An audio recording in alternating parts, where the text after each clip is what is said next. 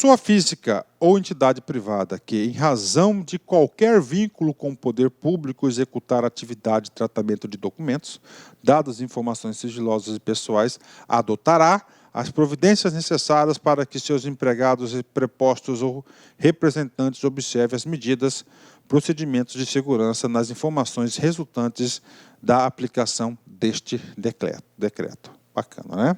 Tranquilo, não tem muita explicação.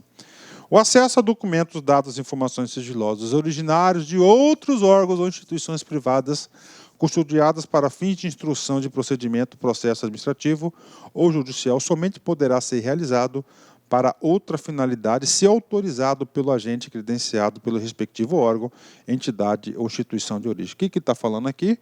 Tem Secretaria A, Secretaria B. Secretaria A manda uma informação para a Secretaria B para uma determinada função.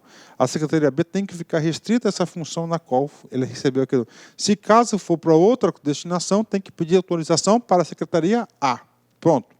Seção 1, finalizar. Vamos lá, agora seção 1. Vamos começar a detalhar tudo agora. Da produção, do registro, da expedição, tramitação e guarda da informação sigilosa. A produção, manuseio, consulta, transmissão, manutenção, guarda de documentos, dados, informações sigilosas observarão as medidas especiais de segurança. Os documentos sigilosos em sua expedição e tramitação obedecerão às seguintes prescrições. Olha aí, agora você vai observar a preocupação do legislador estadual no sentido de preservar essas informações. Olha só, ela é sigilosa, então ela tem que ter o quê? Proteção. Deverão ser registrados no momento de sua produção, prioritariamente em sistema informatizado de gestão arquivística de documentos. Então, vai ter que ser registrado que essa informação ela vai sofrer restrição. Serão acondicionados envelopes duplos. Um envelope dentro do outro. Duplos, é isso mesmo. No envelope externo, não constará qualquer identificação do grau de sigilo ou teor do documento. O envelope interno será fechado, lacrado e expedido mediante relação de remessa que indicará necessariamente remetente, destinatário, número de registro e o grau de sigilo do documento. 5. Para os documentos sigilosos, para os documentos sigilosos digitais deverão ser observadas as prescrições referentes à criptografia, que é uma seção específica. Então, a criptografia são para os documentos digitais sigilosos, é a chave de abertura da informação. Então, olha aí, gente, ó, no momento da sua expedição e tramitação, tá lá na sua mesa, está tranquilo. Essa informação ela tem que ser expedida para fulano de tal. Então, envelope duplo, entendeu? Sistema, isso aqui são as informações, ó, pode cair. Mas, como eu falei para vocês, aqui é mais específico para quem vai trabalhar em protocolo, arquivologia, bibliotecário, né? Artigo 41. Então, ela vai caminhar no órgão, né? Como é que ela vai caminhar? Manda o boy entregar? Não. A expedição, tramitação e entrega de documentos ultrasecreto e secreto deverá ser efetuadas pessoalmente por agente público credenciado. Aquele cara que tem a credencial lá de segurança. Ele que pode entregar para outro documento. Sendo vedada a sua postagem. Ó, a preocupação de salvaguardar essas informações. Parágrafo único. A comunicação de informação de natureza ultrasecreta e secreta e de outra forma que não há prescrita no caput deste artigo, só será permitida excepcionalmente em casos extremos de requeiram tramitação e solução imediatas, em atendimento ao princípio da oportunidade e considerados os interesses da segurança e da sociedade do Estado, utilizando-se o adequado meio de criptografia. Ok, né? 42. Então, 41, ele fala de informação secreta e outra secreta. E a reservada? A reservada ficou aqui para o 42. A expedição de documento reservado poderá ser feita mediante serviço postal, com opção de registro mensageiro oficialmente designado, sistema de encomendas ou, quando for o caso, mala diplomática. Tá? Então, é um rigor menor. O outro é prioritariamente o quê? Pessoalmente por agente credenciado. A comunicação dos documentos a que trata este artigo poderá ser feita por outros meios, desde que sejam usados recursos de criptografia, né, compatíveis com o grau de sigilo do documento, conforme previsto no artigo 51 e 56, que vai ser a seção que vai tratar da criptografia. Artigo 43. Tá? Cabe aos agentes públicos credenciados responsáveis pelo recebimento dos documentos sigilosos, ou seja, o agente público, então, está aqui, o órgão produziu, colocou em 2 envelopes, certinho, interno, externo, tal, papá. Esse aqui ele vai caminhar a tramitação. Lá ele falou que é pessoalmente. O cara vai receber. Quais são os procedimentos do cara que vai receber essa bomba na sua mão, que é o documento ultra secreto? E o agente que vai receber. Cabe aos agentes públicos credenciados responsáveis pelo recebimento dos documentos sigilosos. O que ele vai fazer? Verificar a integridade da correspondência recebida e registrar indícios de violação ou de qualquer irregularidade, dando ciência do fato ao seu superior hierárquico e ao destinatário, o qual informará imediatamente ao remetente. Olha, veio danificado. Não, recebi tranquilo, bacana. 2. Proceder o registro do documento e o controle de sua tramitação, cadastrar no sistema, né? Bacana? Estão entendendo? Tranquilo, né? Artigo 44. O envelope interno só será aberto pelo destinatário, seu representante autorizado ou autoridade competente hierarquicamente superior, observados os requisitos do artigo 62 deste decreto. A gente vai falar isso já já. Ok? Bacana. O destinatário do documento sigiloso comunicará imediatamente ao remetente qualquer indício de violação ou adulteração do documento, né?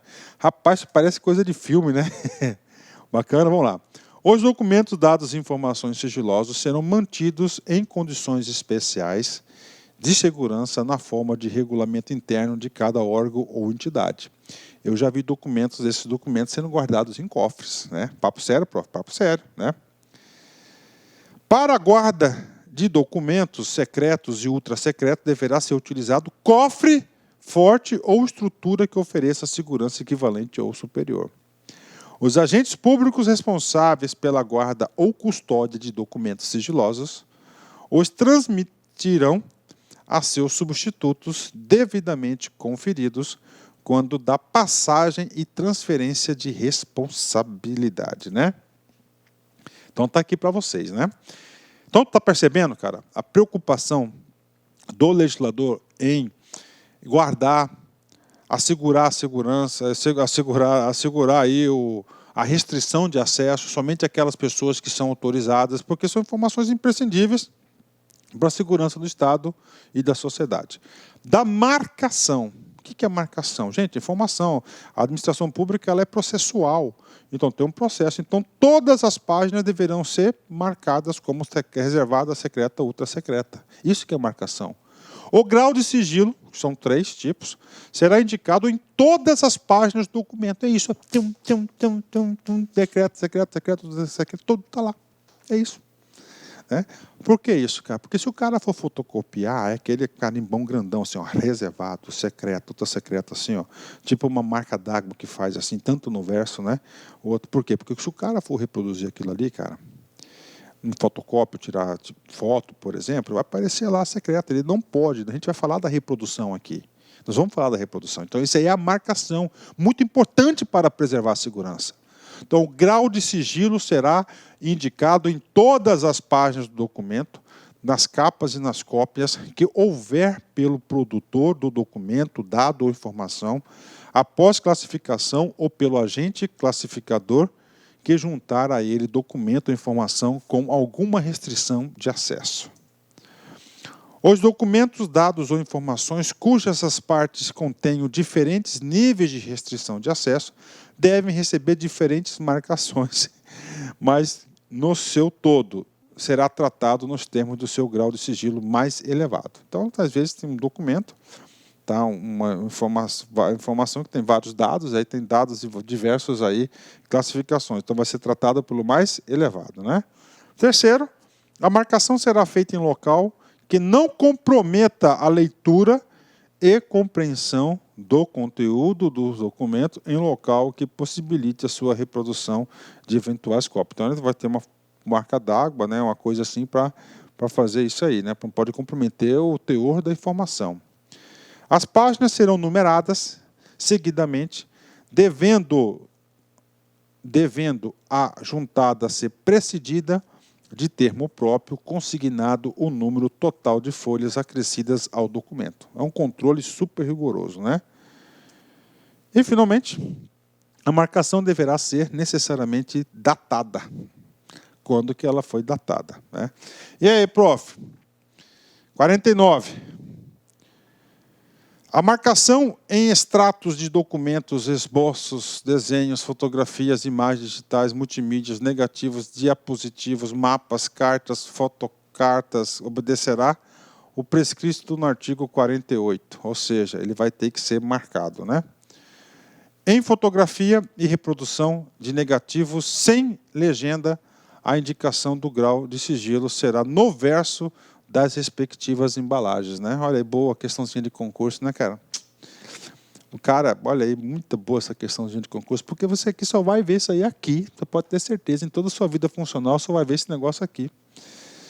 Em filmes cinematográficos negativos ou rolos contínuos e microfilmes, a categoria e o grau de sigilo serão indicados nas imagens de abertura e de encerramento de cada rolo, cuja embalagem será tecnicamente segura e exibida a classificação do conteúdo.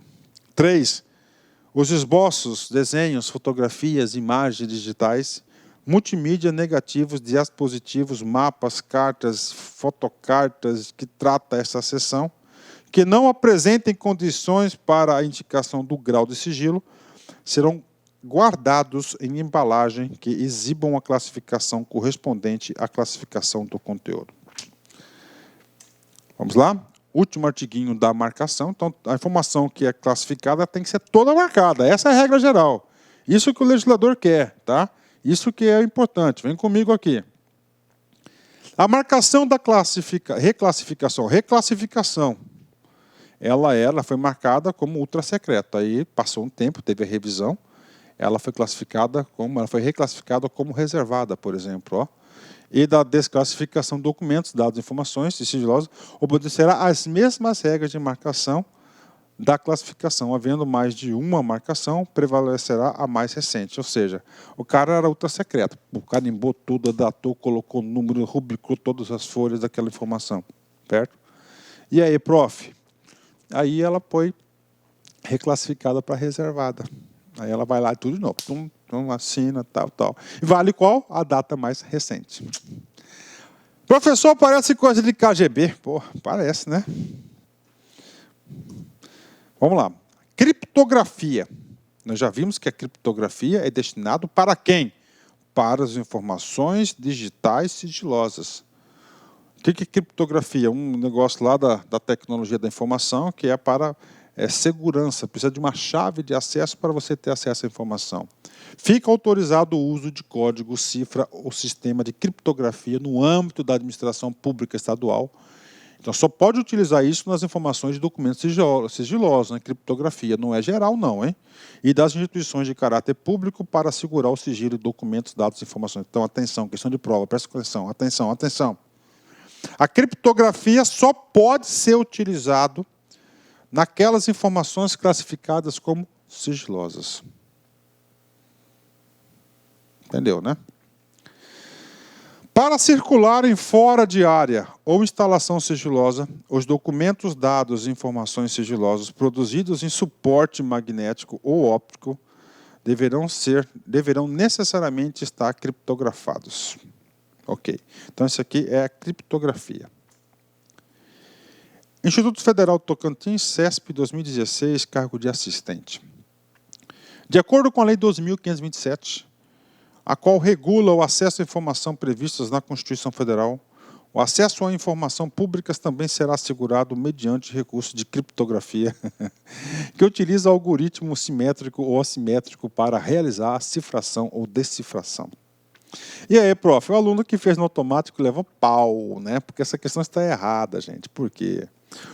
É somente permitido, gente, isso tanto na legislação federal quanto na legislação estadual, municipal, isso é um preceito nacional, que o uso da criptografia, ela somente pode ser utilizado na onde? Para preservar a restrição daquelas informações que foram classificadas como um grau de sigilo. Os graus de sigilo nós temos hoje na legislação atual são 3: reservado, secreto e ultra secreto. Logo, você não caiu nessa, né? A questão está errada. Pronto, tá aí, né? Bacana, né? Você viu, cara, como estudo, você vai estudando e você vai ficando competitivo? Seção 4. Da preservação e eliminação. Preservação e eliminação, eu vou ter que ir um pouquinho lá na teoria da arquivologia para explicar para vocês. Porque são assuntos inerentes à arquivologia, tá? Aplicam-se aos documentos, dados, informações sigilosas, os prazos de guarda estabelecidos na tabela de temporalidade de documentos e atividades meio, oficializada pelo Decreto 48.898, e nas tabelas de temporalidade de documentos das atividades fim, oficializada pelos órgãos e atividades da administração pública estadual, ressalvado o disposto do artigo 49 deste decreto. Ok. Professor, não entendi nada. Tá bom, calma. Tabela de temporalidade. Gente, tabela de temporalidade, coloca aí o conceito da arquivologia.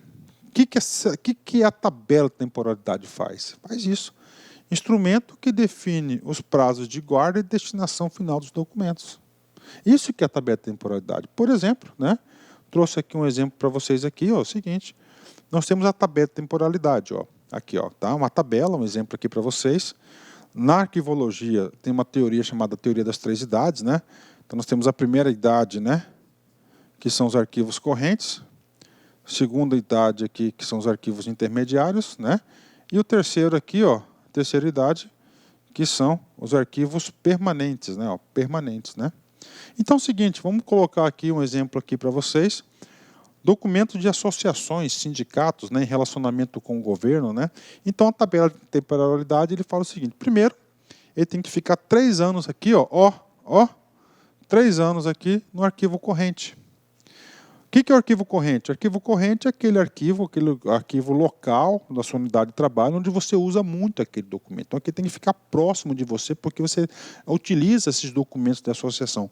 Passados 3 anos, ele vai lá para o intermediário, que é um arquivo central. Lá e ali vai ficar guardadinho por 3 anos, porque ele tem pouquíssimo uso. Quando o órgão precisa, busca, ele utiliza, depois manda para lá. Passados 3 anos, como este é um arquivo, tá certo? É um documento que tem um valor histórico, né?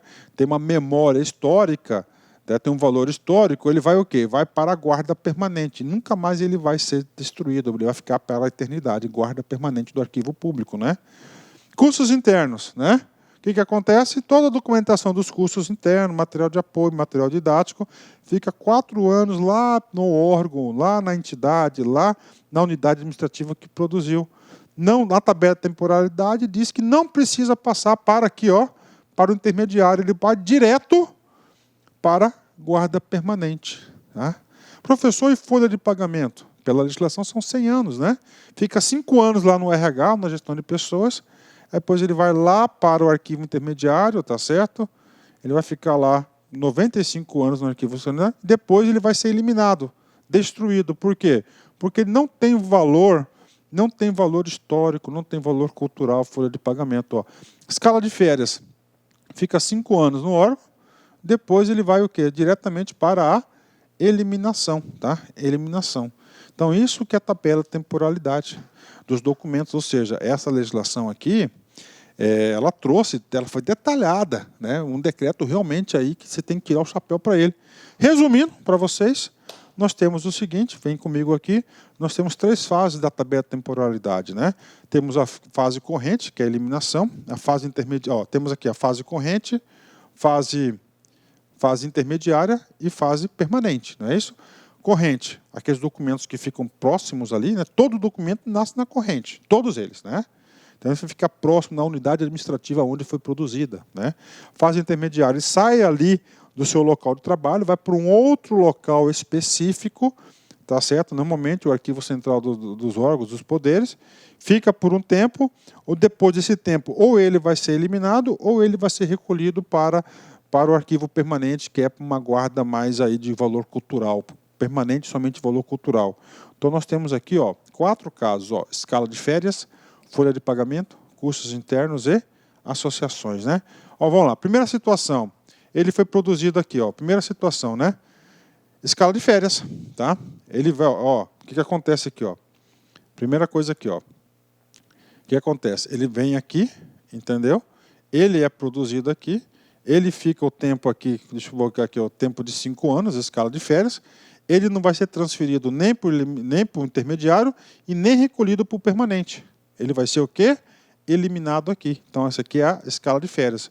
Segundo documento, ele foi produzido aqui na fase corrente, tá certo? Na fase corrente. Ele foi transferido para o intermediário. O termo da corrente para o intermediário, o termo que você deve lembrar é transferência. Ele vai ficar aqui um tempo e depois ele vai ser o quê? Eliminado. Nós estamos tratando de quem? Estamos tratando da folha de pagamento, que ele fica 5 anos aqui. Deixa eu colocar aqui os dados aqui, né? Então aqui, fica 5 anos aqui. Aqui esse cara vai ficar 5 anos, 95 anos. Então, esses prazos aqui, o que vai fazer com ele, quem define a tabela de temporalidade. Terceira situação, ele foi produzido na corrente, ele foi transferido aqui para a intermediária, aí ele ficou um tempo lá e depois ele foi recolhido para o arquivo permanente, tá? Associações, só pegar aqui o prazo das associações aqui. Associações 3 e 3, né? Então vamos aqui, Então fica 3 anos aqui no corrente, tá? Depois 3 anos aqui, e ele vem para cá. Professor, e o prazo desse cara aqui? Eterno. Eterno. Por quê? Porque o valor histórico não pode ser eliminado, né? E a quarta fase, que é os cursos, né? O curso são 4 anos, deixa eu pegar aqui. É esses 4 anos, né? Então, os cursos, o que acontece? Ele fica 4 anos lá perto do cara que produziu a informação. Depois disso, ele vai ser recolhido diretamente para a fase permanente, ele não é eliminado. Então, isso aqui que é a tabela de temporalidade. Tá? Isso aqui que é a tabela de guarda permanente, o recolhimento. Então, são teoria das 3 idades, né? Isso que está dizendo aqui, tá? Que tem que ter os órgãos dos seus documentos meio e os seus documentos finalísticos. Isso que está no caput do artigo 57. Tá? 58. Os documentos, dados e informações sigilosas considerados como guarda permanente, terceira idade, tá? Nos termos do decreto tal, né, somente poderão ser recolhidos à unidade do Arquivo Público do Estado de São Paulo após a sua desclassificação. Então, o arquivo público que vai para a terceira fase, um arquivo permanente, tá? E ele só pode ir para lá após a sua desclassificação. Professor, o que é desclassificação? O documento era ultra secreto. Tá? Então, na tabela de temporalidade, tá ultra secreto. Ele tem que ficar 5 anos lá. Aí lá está, ficou 20, depois que ele for desclassificado, somente depois que ele vai ser desclassificado, que ele vai lá para a guarda permanente. Porque na guarda permanente, todos os documentos são de acesso público, independentemente, não tem exceção. Tá? Então, se ele não for desclassificado, ele não pode ir para o arquivo, para a guarda. Porque não pode, porque está protegido, não pode ser, tem restrição de acesso. Executam-se, ou seja, exceção do disposto do caput deste artigo, os documentos de guarda permanente de órgãos ou entidades extintos, ou que cessaram as suas atividades em conformidade com o artigo tal, né? O que é a Lei 8.159, a Lei da Arquivologia, tá? Sem muitas considerações, vamos lá. Artigo 59. Decorridos os prazos previstos nas tabelas de temporalidade dos documentos, os documentos, dados e informações sigilosos de guarda temporária, tá? Guarda temporária é onde? O arquivo temporário, do meio, né? Segunda idade. Somente poderão ser eliminados após 1 ano, a contar da data da sua desclassificação, a fim de garantir o pleno acesso a informações neles contidas. Ó, que coisa interessante, né? Parabéns, legislador. Então, o arquivo está lá como reservado, saiu do corrente, foi lá para o intermediário. O que acontece? Ele vai tirar a proteção, tá? A proteção do arquivo lá, do documento sigiloso. Tudo bem, professor, mas aí na tabela de temporalidade já deu o prazo, tem que ser eliminado. Então é o seguinte, se você for eliminado, você não vai publicar essa informação. Então o legislador sabiamente falou, cara, 1 ano, pelo menos, o arquivo vai ficar lá, ele não pode ser eliminado. Ele é queimado mesmo, destruído, lixo, acabou. Né? Para quê? Para garantir o acesso às informações ao encontro do preceito constitucional. Né? 60. Eliminação de documentos. Né?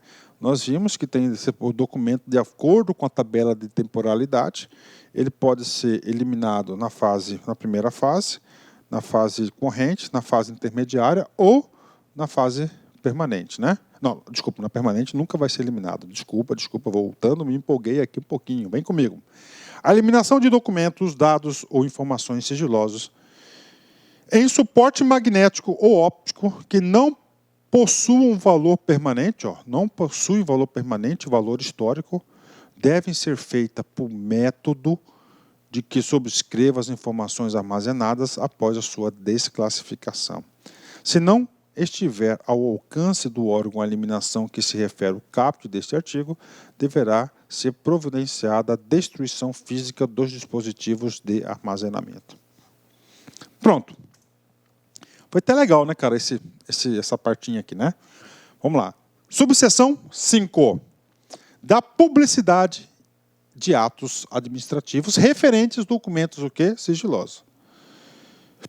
A publicação de atos administrativos referente a documentos, dados, informações sigilosas, não é geral, somente aqueles que têm a proteção do sigilo, poderá ser efetuado mediante extratos. O preceito da Constituição, a publicidade, gente, é um requisito de validade do ato administrativo, mas você não pode publicar. Então você vai publicar o quê? Um extrato, uma emendazinha, questão de prova, com autorização da autoridade classificadora ou hierarquicamente superior. Parágrafo 1º. Os extratos referidos no caput deste artigo limitar-se-ão ao seu respectivo número, ao ano de edição e a sua ementa, redigidos por agente público credenciado de modo a não comprometer o sigilo. A publicação de atos administrativos que trata de documentos, dados e informações sigilosas para sua divulgação ou execução dependerá de autorização da autoridade classificadora ou autoridade competente hierarquicamente superior. Ok, nada demais, né? Então, o que você tem que saber? Que tem que ser publicado o seu extratos aqui para atender lá a efetividade dos atos administrativos. Subseção 6, do credenciamento. O que é o credenciamento, cara? O credenciamento, a informação foi classificada como ultra secreta. Mas eu preciso dessa informação. Eu não sou o governador que fez, o governador fez isso, mas eu preciso, sou um agente público, sou um servidor público, eu trabalho com isso. Então eu tenho que ser previamente autorizado. Essa autorização chama-se credencial de segurança para ter acesso àquela informação. O credenciamento é a necessidade de conhecer, são condições indispensáveis para que o agente público estadual, no efetivo exercício do cargo, função, emprego ou atividade, tenha acesso a documentos, dados e informações sigilosos equivalentes ou inferiores à sua credencial de segurança. Artigo 63. As credenciais de segurança referentes aos graus de sigilo previsto no artigo 31, ultra secreto, secreto e reservado, deste decreto serão classificados nos graus de sigilo ultrasecreta, secreta ou reservada. Então você vai ter as credenciais aí, né? A credencial de segurança referente à informação pessoal prevista no artigo 35 deste decreto será identificada como personalíssima. Então você tem 4 tipos de credenciais, questão de prova.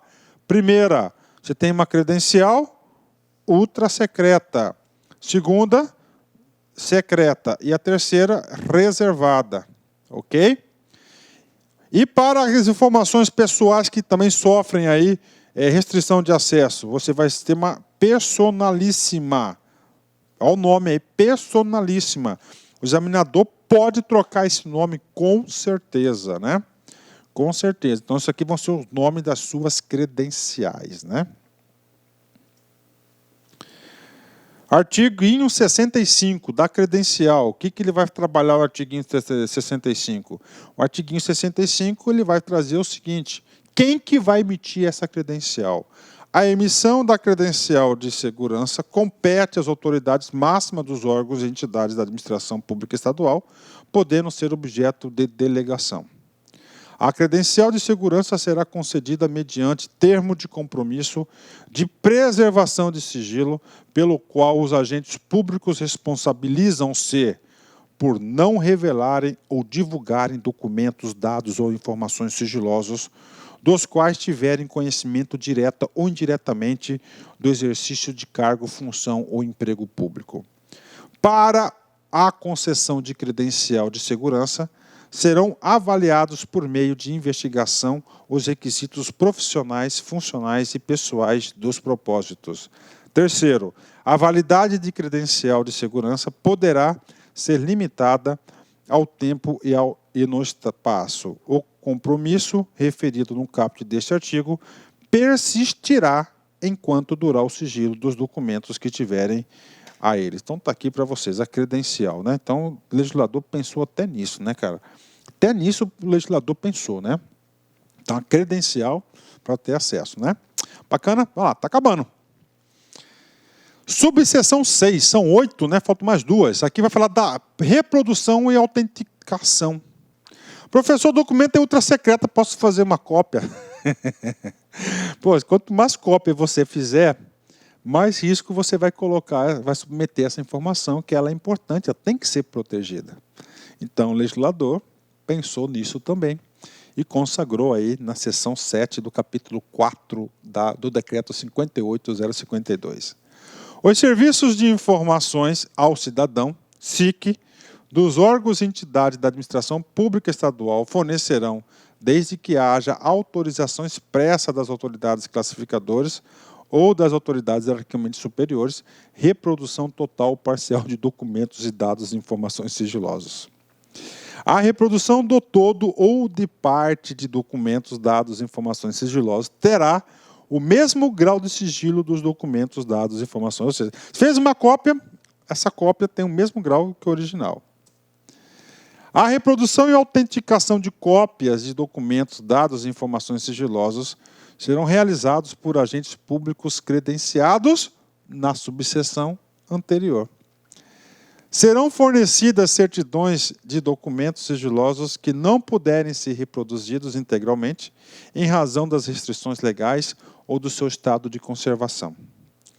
Para 4, a reprodução de documentos, dados e informações pessoais que possam comprometer a intimidade, a vida privada, a honra ou a imagem dos terceiros poderá ocorrer desde que haja autorização nos termos do parágrafo tal. Ok, né?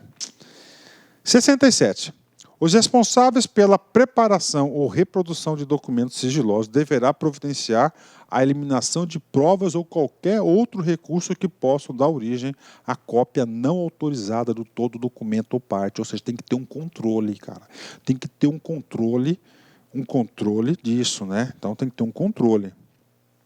Sempre que a preparação, impressão ou, se for o caso, reprodução de documentos, dados e informações sigilosas forem efetuadas em tipografias, impressoras, oficinas gráficas ou similares, essa operação deverá ser acompanhada por agente público credenciado, que será responsável pela garantia do sigilo durante a confecção do documento. Professor, esse negócio aqui, professor, parece coisa de KGB, então, né? Mas o legislador ele foi exaustivo, cara. Ele tentou amarrar todas as situações, né? Mas é gostoso, é interessante estudar essas coisas de vez em quando, né? Vamos comigo aqui. Última subseção, artigo 69 da gestão de contratos. O contrato cuja execução implique o acesso por parte da contratada a documentos, dados ou informações sigilosas obedecerá os seguintes requisitos. O que está falando aqui, cara? Às vezes tem uma empresa terceirizada que é a administração pública contrata para digitalizar, microfilmar as informações do órgão, né? E nessas informações vai no bojo lá uma informação secreta, com restrição, né, de sigilo ou pessoal. O que acontece? Esse artiguinho aqui, 69 e o 70, vem regular esse procedimento da gestão dos contratos das empresas que têm esse objeto.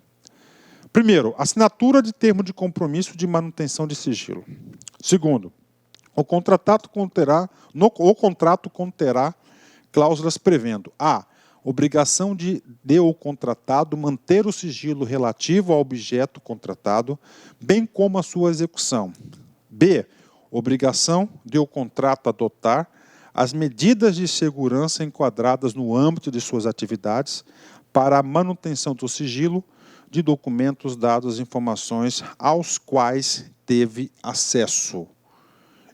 C, identificação para fins de concessão de credenciamento de segurança das pessoas que, em nome da contratada, terão acesso a documentos, dados e informações sigilosas. Último artiguinho da aula mais longa aí que nós temos aí sobre o decreto 58.052, né? Vamos lá. Artigo 70, né?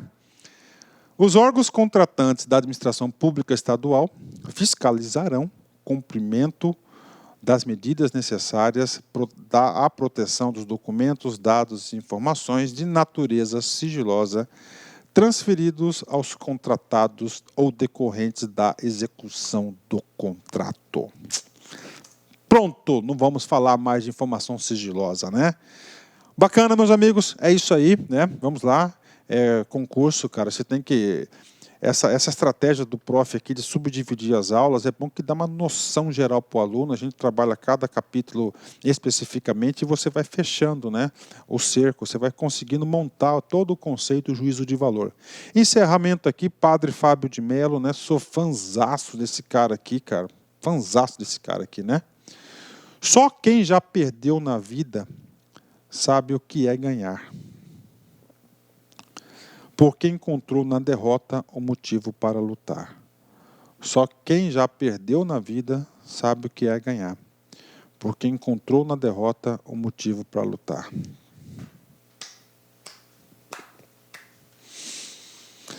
Forte abraço, fique com Deus e até a próxima, se Deus quiser. Fui. Tchau. Clique lá.